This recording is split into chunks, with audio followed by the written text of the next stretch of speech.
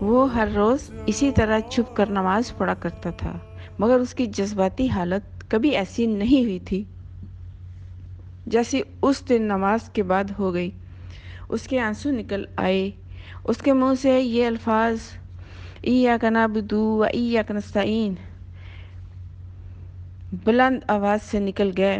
اسے پہلی بار محسوس ہوا جیسے خدا اس کے سامنے کھڑا ہے اور اتنی قریب کھڑا ہے کہ وہ خدا کو چھو سکے گا۔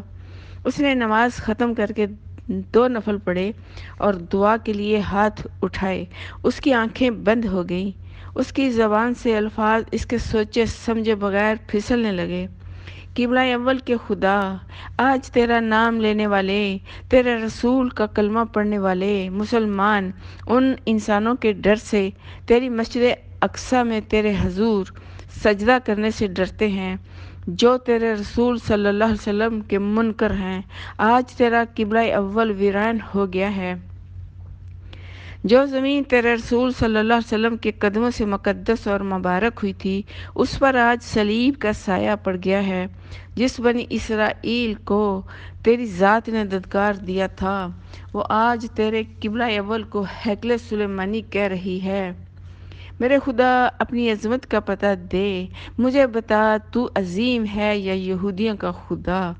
مجھے بتا حضرت عیسیٰ علیہ السلام تیرے پاس ہیں یا صلیبیوں کی صلیب پر لٹک رہے ہیں؟ اپنی عظمت کا پتہ دے، قرآن کی عظمت کا پتہ دے، اپنے رسول صلی اللہ علیہ وسلم کی عظمت کا پتہ دے، اور مجھے اس کا سبب بنا کہ میں تیرے رسول صلی اللہ علیہ وسلم اور تیرے قرآن کی عظمت کا پتہ یہودیوں اور صلیبیوں کو دوں۔ مجھے ہمت عطا فرما کہ میں ان چٹانوں کو ریزہ ریزہ کر سکوں جو سلطان صلاح الدین ایوبی اور قبلہ اول کے درمیان حائل ہو گئی ہیں۔ مجھے روشنی دکھا کہ میں ان اندھیروں میں اپنے فرض کی منزل دیکھ سکوں۔ مجھے اتنے سخت امتحان میں ڈال کہ میری جان تیرے نام پر قربان ہو جائے، لیکن وعدہ فرما کہ میری جان ضائع نہیں کی جائے گی۔ تجھے تیرے نام پر قربان ہونے والے شہیدوں کے یتیم بچوں کی قسم، مجھے ہمت اور روشنی عطا فرما کہ میں ان یتیموں کے باپوں کے خون کے ایک ایک قطرے کا انتقام لے سکوں۔ تجھے رسول صلی اللہ علیہ وسلم کی امت کی ان بیٹیوں کی قسم جن کی عصمت مسجد اقصیٰ کی آبرو کی خاطر لٹ گئی، مجھے جرأت عطا فرما کہ کفر کے ہر قلعے کو مسمار کر سکوں۔ اپنے غازی بندوں کو، اپنے حجازی بندوں کو ہمت اور ہدایت عطا فرما کہ وہ اپنی غیرت کا انتقام لے سکیں اور آنے والی نسلیں یہ نہ کہیں کہ ہم بے غیرت تھے۔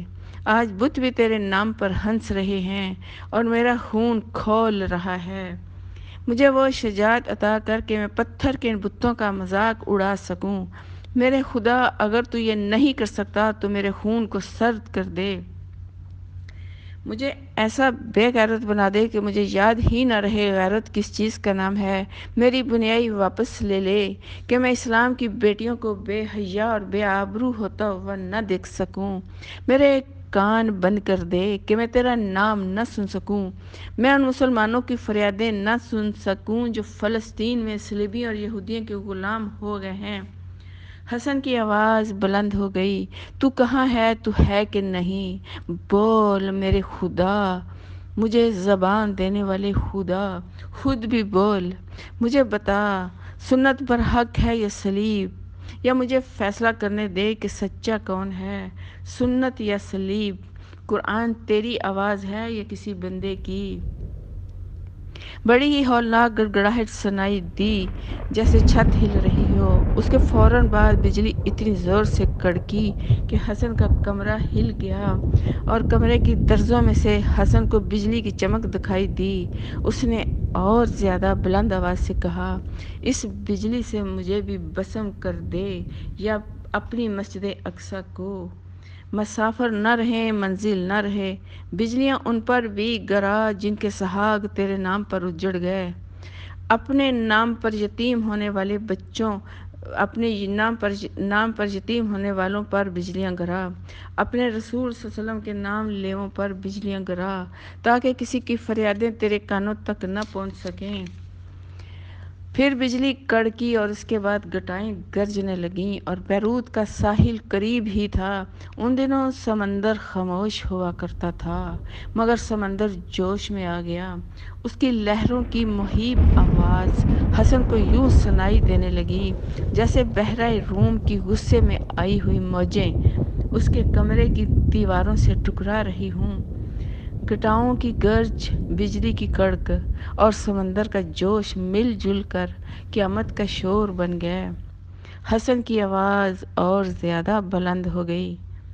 ایسے ہی طوفان میرے اندر اٹھا کہ میں کفر کے ہر نشان کو اڑاتا اور بہاتا لے جاؤں۔ میرے خون کے قطرے بہا دے، لیکن مسجد اقصی کے صحن میں شرمسار ہوں۔ قبلہ اول کا پاسبان صلاح الدین ایوبی یہاں تیرا لشکر لے کر آیا تو میں اسے خبردار نہ کر سکا کہ بیروت سے دور رہے، کہ یہاں کفار کا پھندا تیار ہے۔ یہ میری مجبوری تھی یا میرا گناہ تھا؟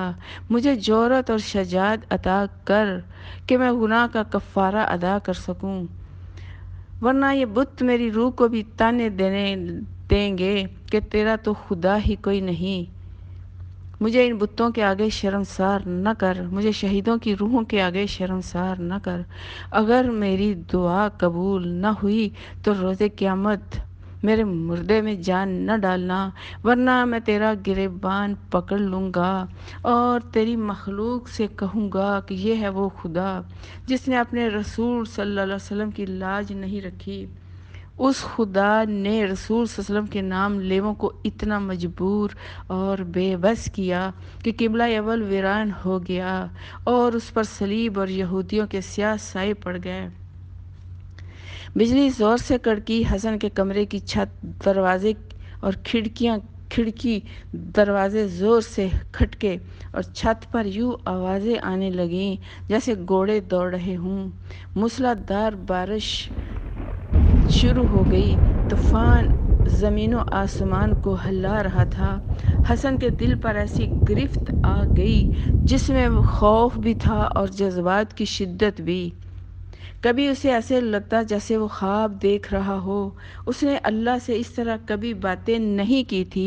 وہ چھپ کر نماز پڑھا کرتا تھا اور مختصر الفاظ میں دعا مانگ کر حسن سے جیکب بن جایا کرتا تھا۔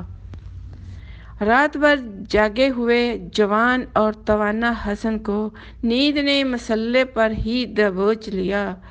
اس جذباتی کیفیت میں اسے نیند نہیں چاہیے تھی، لیکن اس کی سوچ نے کچھ ایسا قرار اور سکون محسوس کیا کہ روح نے جسم اور دماغ کو سلا دیا اور وہ وہیں سو گیا۔